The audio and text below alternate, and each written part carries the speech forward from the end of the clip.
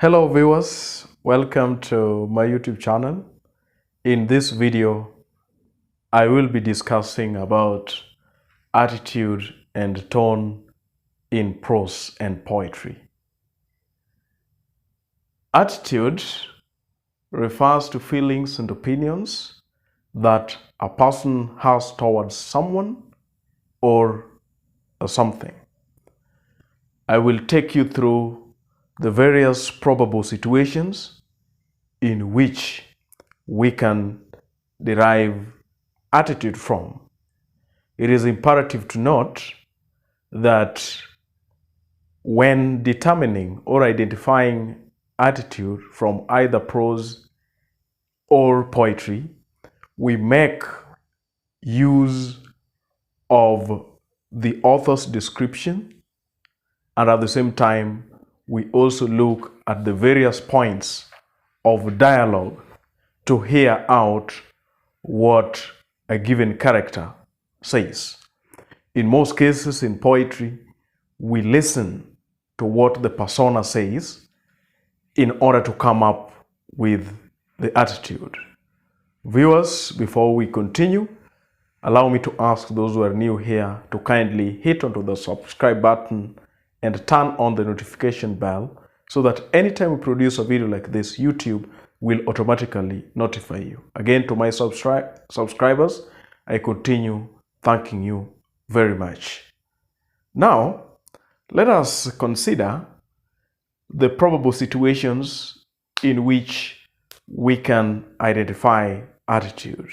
And the first one, in an event that a president visited some place and one is called upon to address the president, when the person omits the customary title deliberately, that is, His Excellency, referring to the president as His Excellency, in that case, we are likely to say that that given person has a disrespectful attitude towards the head of state.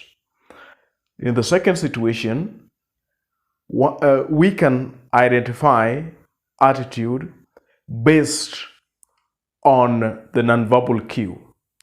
Like in a situation where someone decides to tighten their lips when looking at someone. Maybe they were in the middle of a conversation, or maybe the author describes what's going on in the story by telling us that a given character decides to tighten the lips for someone. Then the attitude from that point could be a contemptuous attitude or resentful attitude. The third situation, if the author describes a given character who has been employed by another, and this given character, on being given his or her wages, then the character refuses to take the wage and even goes ahead to tell the employer that he or she can use that money maybe for their personal use. That brings out this character who refuses the wages as having a superior attitude. Again, when a character gives a smile, knowing that she's doing that at the discomfort of the other character, then we are likely to say that such a given character has a cynical attitude. So from my table here, you can see that number one, we can correctly identify attitude by listening to what the author says. And in doing that, we are also going to be keen on the nonverbal cues that the author describes the various characters to be using there. Then again, what can also help us, a big deal here, is by looking at the various dialogues to hear what the characters say. Down here are some other adjectives that we can use to describe attitude. It is also important to note that we normally use adjectives in describing attitude. So we can say that we have a spiteful attitude.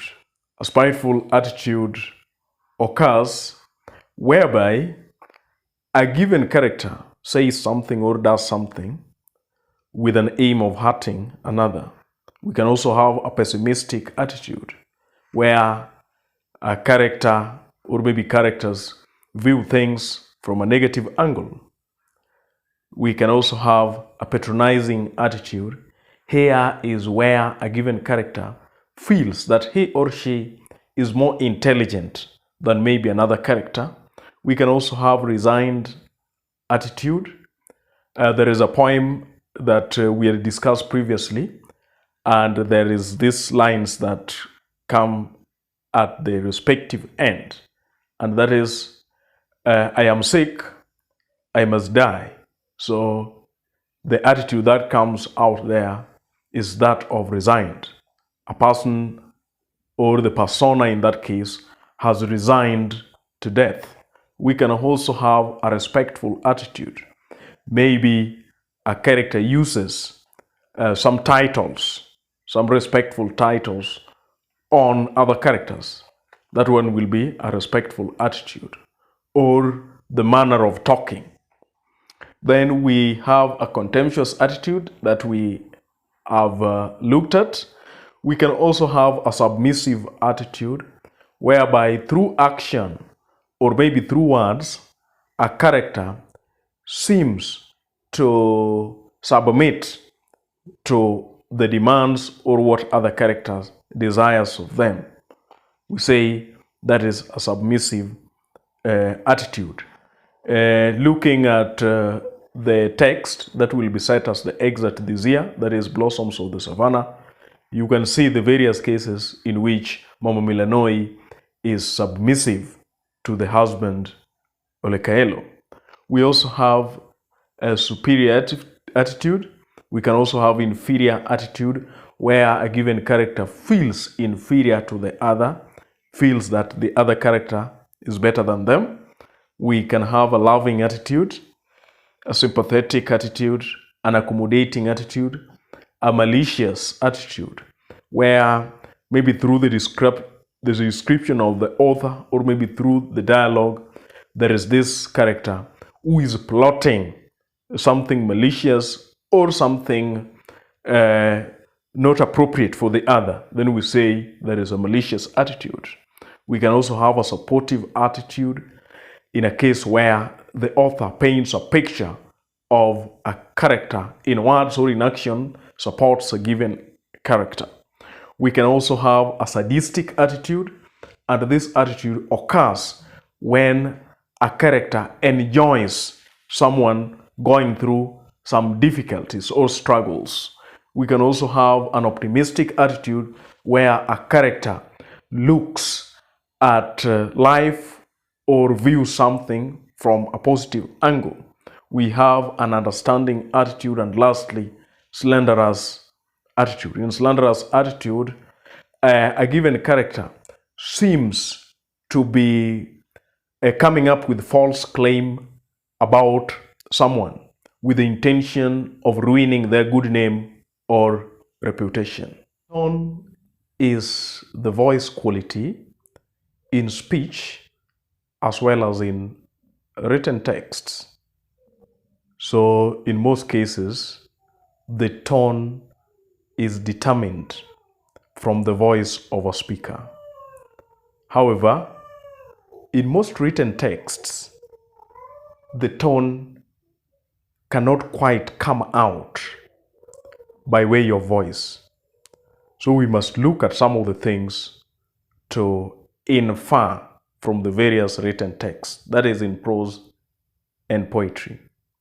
And one of such things is the author's description. looking at how the author describes various situations and various characters. I have given examples here on the board using the text Blossoms of the Savannah, and it is from page 172. And looking at that, I have picked a statement where the author described how Olekaelo's temper gets to rise. And from the text, it's written, "Her father thundered." So her father, being temperamental, has been compared to the striking of the thunder. So in that case, the tone that comes from the author's description is that Olekaelo has a sharp tone or commanding tone. We can also consider the choice of words, the various words that have been used either in prose or in poetry to come up with tone. An example from that same page is that after there has been a kind of disagreement between Olekaelo and Reshian, where Reshian refuses, she seems to fight back Olekaelo's attempt to make her prepare meals for Oloisudori and his friends the next day. It is mentioned towards the end of page 171 that Reshian plunged headlong, and she goes ahead and says that she is not going to, she does not want, she cannot stand Oloisudori. That is a monster. So the choice of word, plunge headlong, brings about a confrontational tone or an emotional tone. Because to plunge headlong means to continue speaking speedily and without thinking. So that brings about the confrontational tone or the emotional tone. We can also look at various dialogues in a text to come up with a tone. And one such, there is a conversation between Reshian and the father Olekaelo. And Olekaelo tells Reshian this: "You have to be there, Reshian." So from that dialogue, we can consider the words of Olekaelo telling Reshian that you have to be there. And that brings about a commanding tone on the part of Olekaelo. Reshian, who has been fighting back the possibility of preparing meals for Oloisudori the next day, also says, "Papai siake." And a local dialect, siake has been used to mean please. So, as Reshian pleads with the father to excuse her from the duty of cooking for Oloisudori, it brings about persuasive tone. And these we find out from the dialogue. We can also infer tone in written text and poetry by looking at the punctuation marks and other discourse markers. From that same page 171 of the text Blossoms of the Savannah, there is this line where Reshian begins to speak, "But papai, please." Then there is an ellipsis, the dot dot, to show that she has been interrupted. So this tells on the tone by the other speaker in this dialogue, and that is Olekaelo. So it comes out that he has a petulant tone or impatient tone because he would not let Roshan finish whatever she is saying. So those are 4 ways that you can use to infer tone from various written texts where the voice of the speakers do not come to life.